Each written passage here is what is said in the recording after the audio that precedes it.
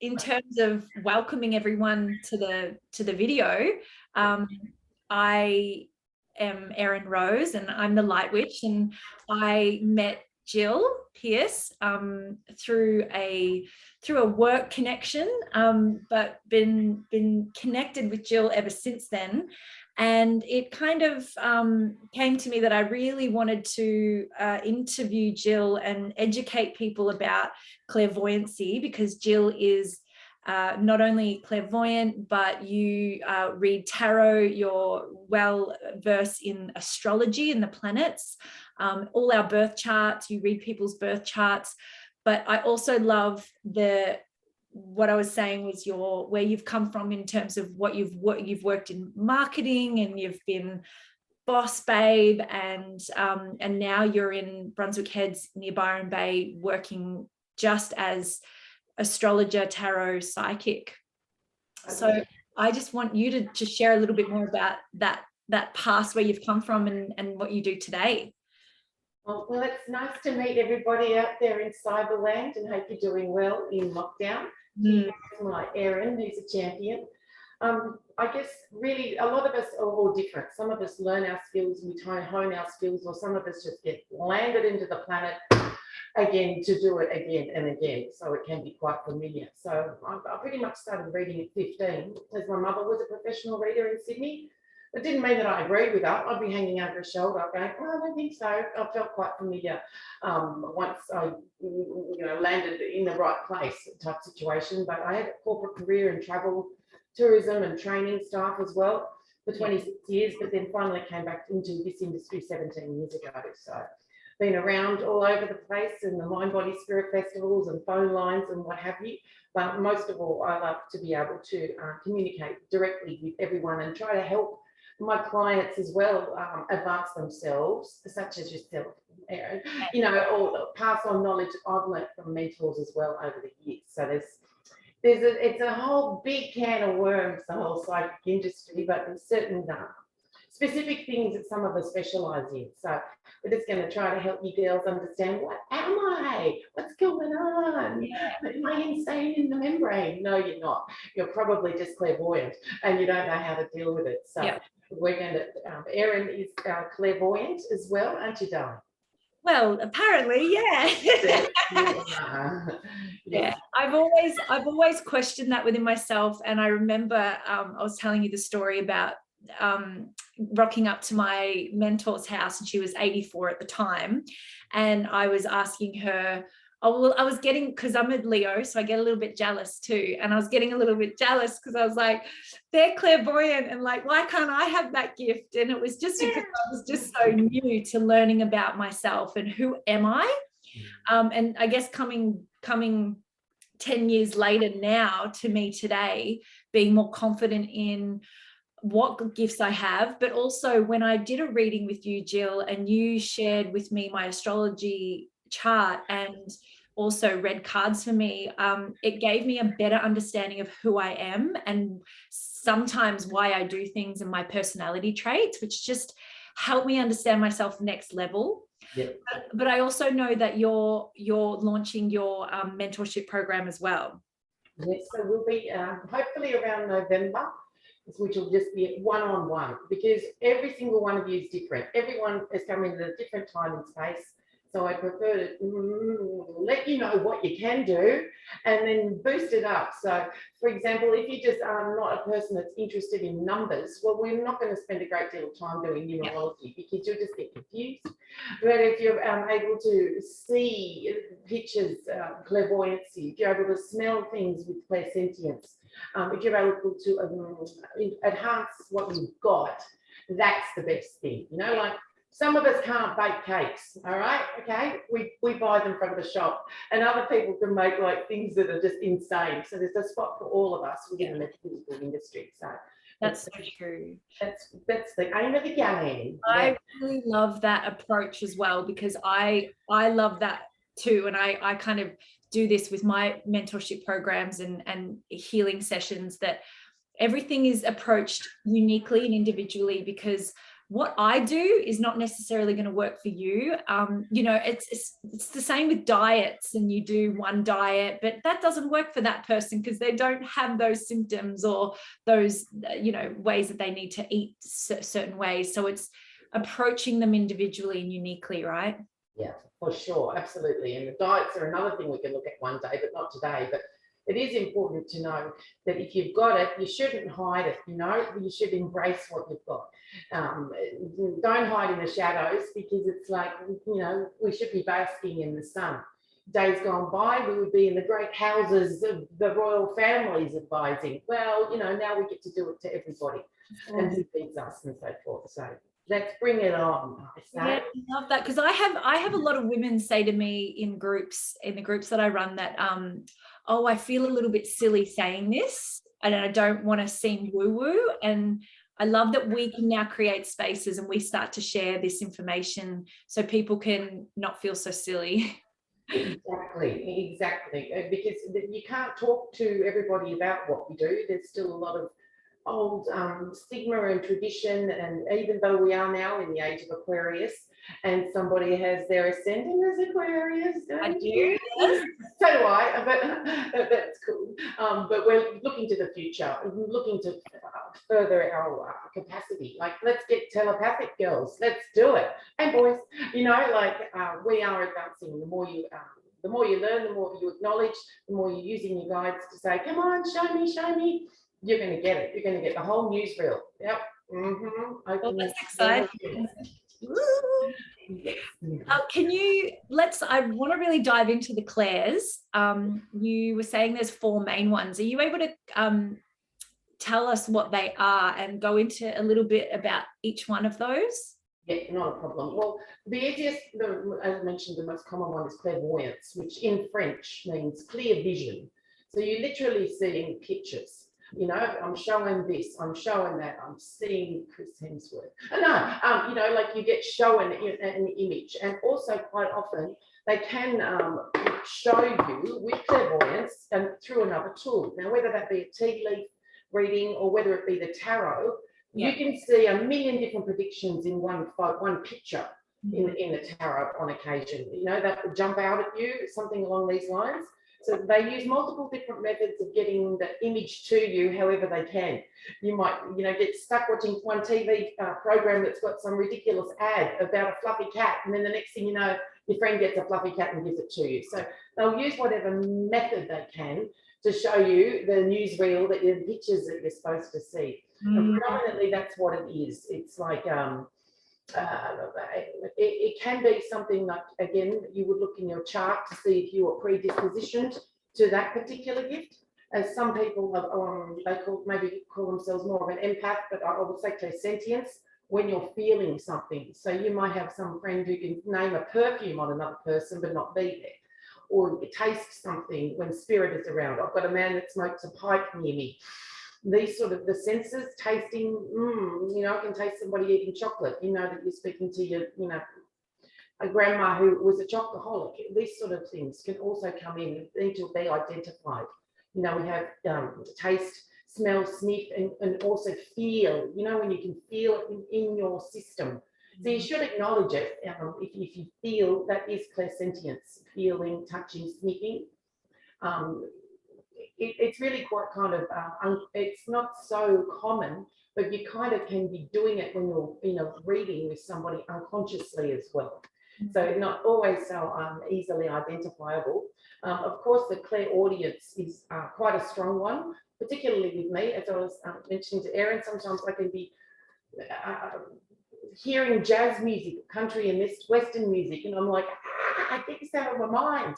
But then it's relevant to the client that I'm reading for from Toowoomba, who likes to go to a hoedown. So everything always makes sense for some reason. Don't think you're going mad and you just got a song stuck in your head from the radio. If you are hearing music, tell people, or someone who's near you, or the next client you have, because it must be resonate with somebody for some reason.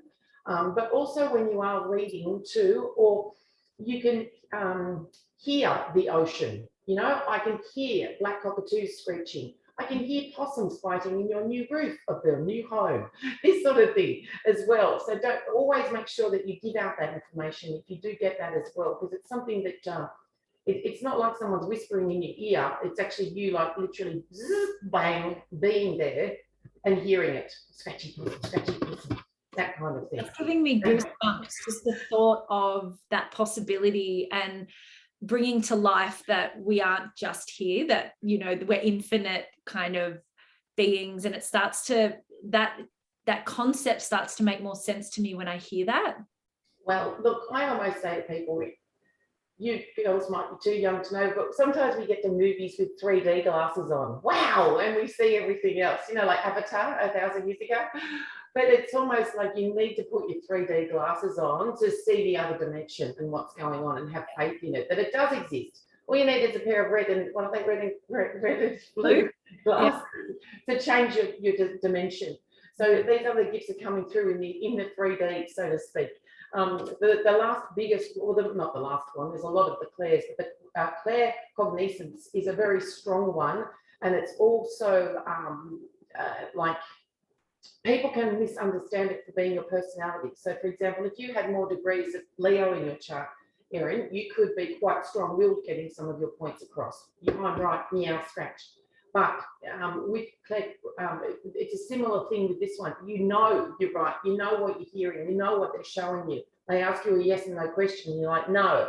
You know, that kind of thing. It's very defined, and it's also one that is hard to detect and not so common or advertised, you know, as the big clairvoyant type thing. But pretty much not everybody gets all of these gifts. You know, some people are just a medium and they can only connect with spirit, that's it. But in doing that, they are using clairsentience. I can smell he's smoking a cigar, blah, blah, blah, you know, this sort of thing. I can feel he was sick from a heart attack when he passed. But you will be using your clairs with your other main hitters, your main skill base, basically. Like your salt and pepper and your herbs kind of thing when you're cooking a spaghetti bolognese, you'll still have the meat and the other ingredients in there too, because nobody's really just doing one modality normally. You've got multiple gifts like you do. Multiple, So the clairs are good to recognise. You've got to understand what you're using and don't have a panic attack if you can't. Doesn't matter, you're stronger in something else, you know, but as you do age, you get a little bit more relaxed in letting this information come through. That's it. This is what we need to do, right? We need to relax and we need to be comfortable within ourselves, because obviously you were saying I can get a little bit like meow, and like because I know things. And when I was a teenager, I was expelled, I was suspended, I was sent home because I was a bit like that. And it's because I hadn't worked out how to use them well, because of what I really knew within myself. And I always use that Yoko Ono quote of my religion is to trust myself, because I think I've always had that. And that's my clair gift, is the claircognizance.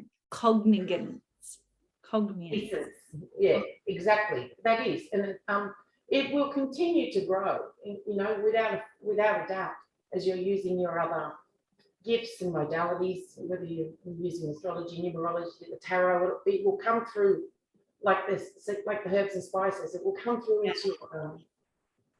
into your reading, or into what your part of your daily life, even if you want to, listening to your senses when you're out and about.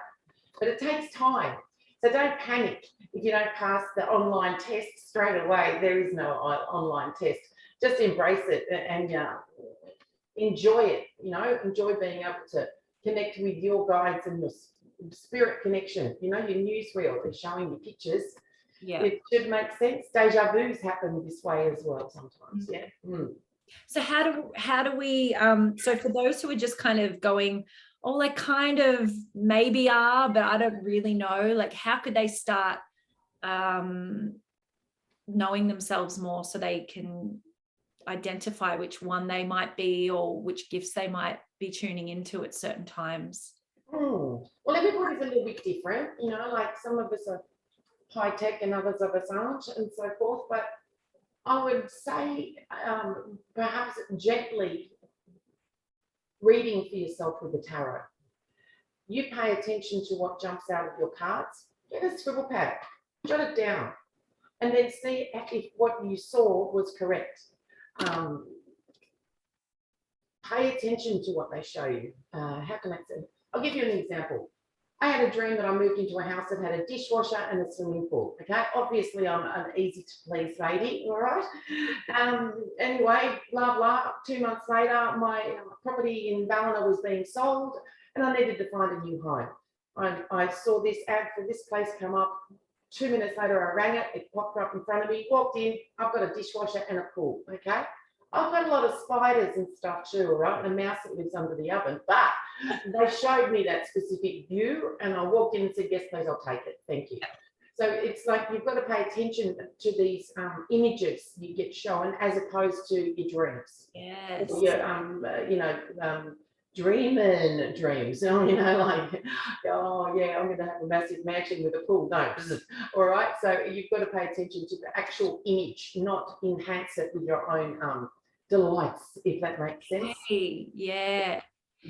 So it's like, for me, coming from the meditation background, it's becoming so present with what you see all the time. And in like, I work with a medicine woman as well. She's a shaman. So her religion is nature and you know, the great spirit is showing her signs. And so I learn this way a lot. And so as we start to visualize, or we see these things, or we hear these things, or we know these things, to note them down so that they can help with making decisions and moving in a direction that we know is right because we've seen it.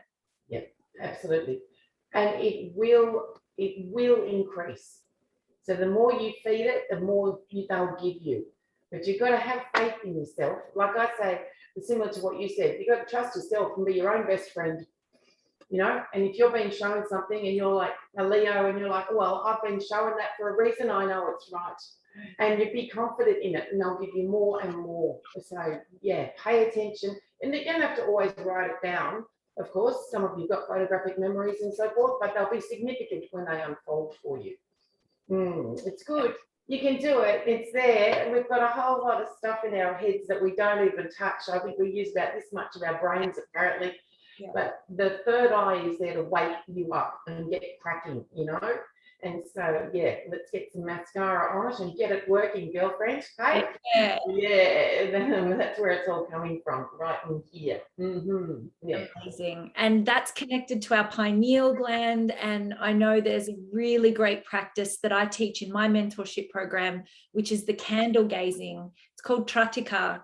And these women that were doing it in my recent program started to they were starting to really wake things up after they were doing this practice, and they started to tune in with these things. Because in my program, I don't necessarily talk about these things, but I know that we can start to access them when we relax and we don't have expectations around it, and we start to kind of just tune in with things more. Absolutely. And also it helps too if you know, the metaphysical arts aren't there to be abused. So it's like when you are going to be consulting with the oracle, I would recommend you do incorporate a little ritual as well. Now that can be as much as putting red lipstick on, or it can be lighting a candle, smudging your house, being in a calm space beforehand. It's not something to just jump out and do it. We're not a side actor to circus, you know. Yeah. Something that should be taken respectfully and given with love, the information that you get. And being discerning as well, of course, because sometimes we get shown too much. So we need to learn a little bit. And that does come with age, learning to shut up a bit, you know, taking from an old bag of 52. So, yeah, there's a whole, I prefer if we don't just grab your cards when your girls and all that, they're having a drink on a Friday night. Be more in control and discerning with the information that you get and when you want it to come through, and what tools you want to use it with, and how you calm your space before you do the reading, to be respectful. Yeah. Thank you for sharing. I think that's a really important point. Yeah. Absolutely. Because they're either in another dimension and we should be respectful and so forth. Yeah.